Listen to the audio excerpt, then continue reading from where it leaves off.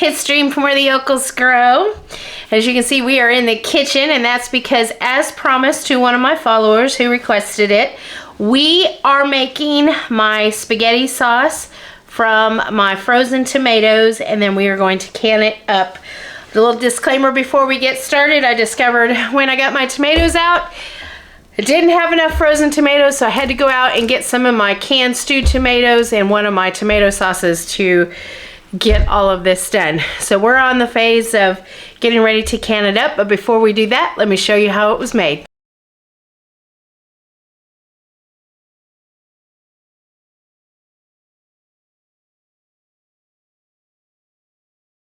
Okay, so we got our frozen tomatoes thawed. I've got the carrots from our garden. I have garlic from our garden. The only things, and then I've got some canned tomatoes from our garden. The only thing that's not going to be from our garden is going to be the onion and the tomato paste, and that's just because I have used all of my tomato paste. Also, normally I would use fresh herbs when I made my spaghetti sauce, but since I don't have any fresh herbs, I have all of my dehydrated herbs from my garden. I have parsley, basil, and oregano, and then of course salt and pepper. We'll be using that as well. Okay, so the first thing we're going to do is we drained all that liquid off of those tomatoes because I'm going to keep that and give it to my chickens. And I want to show you, when you freeze your tomatoes, look how easy the skins come off. They just peel right off. So we're going to get that done, and then we will get them into the food processor over here. First, we're also going to squeeze them gently, just gently, to get that excess water. You see those seeds coming out of the bottom? We don't want those seeds either in our... Okay, we got them all taken care of, and now we're just gonna turn the power on.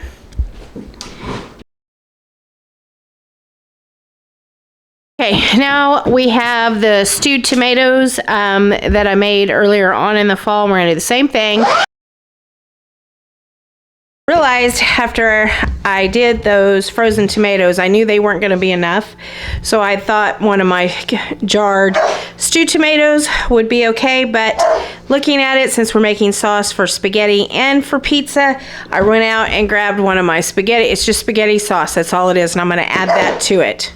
Okay, this should be enough for spaghetti sauce for dinner tonight. So we're gonna let this simmer. If you look really closely, you can see seeds in there. So we're gonna let this simmer for just a little while. And then I'll take an emulsion blender, because there are a couple of big pieces in there, and we'll blend that up, and then we'll put it through another strainer to get the rest of those seeds out of there. Okay, while you wait on that to simmer, go ahead and get all your other stuff, you know, cleaned, peeled, chopped, and get that all done. Okay, we got all of our carrots cleaned and chopped up. We got them into the food processor. Those were little carrots from my garden, but you would use 2 full-size carrots or 3 full-size carrots if you were doing your own sauce. Now you want to chop them up and crush them just as much as you can in your food processor, or chop them up by hand. It just allows them to thicken the spaghetti sauce, sweeten it just a little bit, and that way it's easier to, it'll just break down a lot faster in the sauce as it cooks. We're gonna clean these up. These 2 heads, these are small garlics from my garden this last year. Get those cleaned up into the food processor. Same thing with this small onion. Okay, we got all of our garlic cleaned and chopped up. We're gonna put that into the food processor. I know some of that to you might seem like a lot of garlic. You do not have to put that much garlic in there. You use as much as you want. We got the garlic in there and the onions. So now we're gonna chop all that up, and then our sauce should be ready to strain and get all those seeds out. Okay, so we got it simmered long enough. We got the emulsion blender.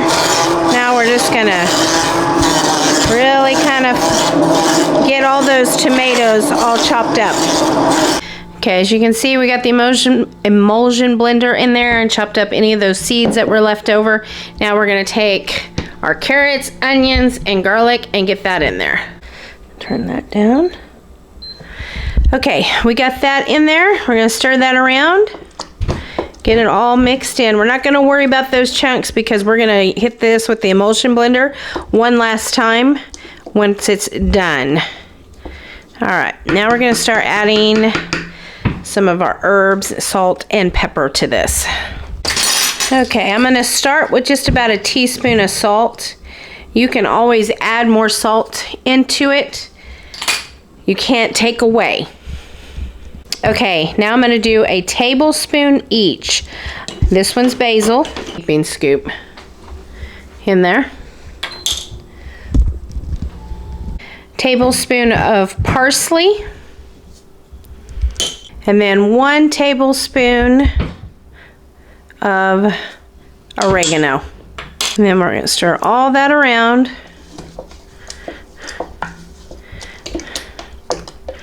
And then we are just going to let that cook down, simmer for about 2 hours before we come back to it. Okay, so I have the tomato sauce here, and I got my canning jars with my little funnel. We're going to get them all filled up. Let's stir this back up a little bit.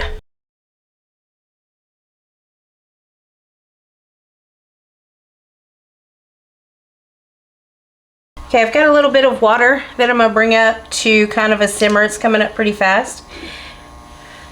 So we can sterilize these rings really quick. I just like to heat up my ring, the rubber ring on the inside. Anytime I can something,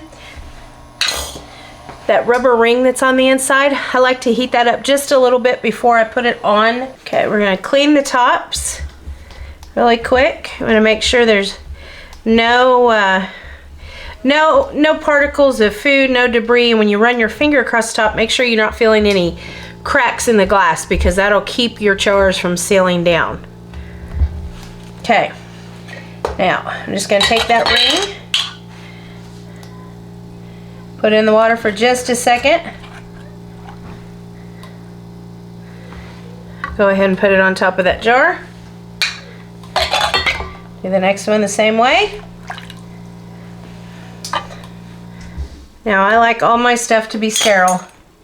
Even if it's already been washed, my hands have touched it several times since being washed. So, it's just for peace of mind. You do not have to do this. This is just how my mom, my grandmother, my aunts, this is just how they did it. It's just an extra precaution. So we're just gonna tighten them down just to where they're tight. They don't have to be super tight, just tight from hand. Okay, as you can see, my pan is empty, and that's because my sauce had came to room temperature. You do not want to put cold contents in a jar into a hot pot of water, because it will break. It may not break your first time, but in time, one time you're gonna have it break, because it's happened to me. So we're just gonna put the jars in here, and then we're gonna fill it up with water just over the lids. And then we will allow it all to come and heat up all together, and allow it to come to a boil. Well, kind of like a simmer, not a raging boil. And then once it reaches that point, we will let them process for about 20 minutes, 15 to 20 minutes. When that's done, we'll come back and we'll talk about it. Okay, they're done. We're gonna leave them sitting on the counter overnight, let them cool, and then in the morning, we'll pull those rings off, and they'll be done. I hope you all enjoyed this video and learning how to make my spaghetti sauce and how I can it up. I've got a couple of other tomato canning videos that I have done, and I will link those down in the description for you. I'll try and link one up here, you know how it flashes in the corner, or at the end of the screen, so you can go and click on that and go see some of that. I am super excited about the upcoming 2023 garden season and all the potential that it holds for all the food preservations. We got big plans at the new place, and I'm super excited about it. Till I see you in the next video, you all take care of yourself, you keep your heads up, and more importantly, no matter how you do it, you keep growing. Bye-bye, y'all.